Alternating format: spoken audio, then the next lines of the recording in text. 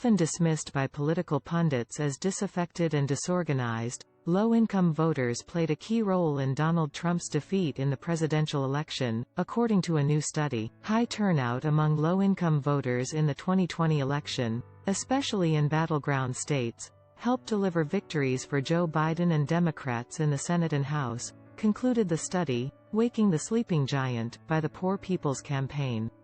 The organization, an advocate for low-income Americans, launched a nonpartisan voter registration drive ahead of the 2020 vote. The reason poor and low-income voters have traditionally participated in elections at lower rates, is not because they have no interest in politics, but because politics is not interested in them. Poor People's Campaign co-chairs Reverend Dr. William Barber II and Reverend Dr. Liz Theo Harris wrote in the foreword to the report, "They do not hear their needs and demands from candidates or feel that their votes matter." They add, "They are also less likely to vote because of illness, disability, transportation issues, and the rise of voter suppression laws, all systemic barriers," the authors add. But the 2020 election saw the highest voter turnout in U.S. history, including among poor and low-income voters, noted the study. Of the 168 million Americans who voted last year, 59 million of them, 35% of the total, had an estimated annual household income of less than $50,000,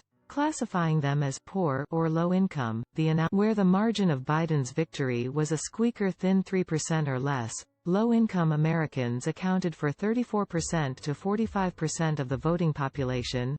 Arizona 39.96%, Georgia 37.84%, Michigan 37.81%, Nevada 35.78%, North Carolina 43.67%, Pennsylvania 34.12%, and Wisconsin 39.80%. The low-income voters included large numbers of white Americans as well as people of color. The figures challenge the media-driven narrative that white low-income voters are the de facto base of the Republican Party and delivered Donald Trump into the White House. In 2016, wrote study author Shaylee Gupta Barnes. The findings suggest that, rather than writing white low-income voters off, it is possible to build coalitions of low-income voters across race around a political agenda that centers the issues they have in common, she added. To keep the key segment of the population coming to the polls, however, lawmakers must support agendas that speak to those voters, the report concludes. The Poor People's Campaign also supports legislation to outlaw partisan gerrymandering, expand early voting,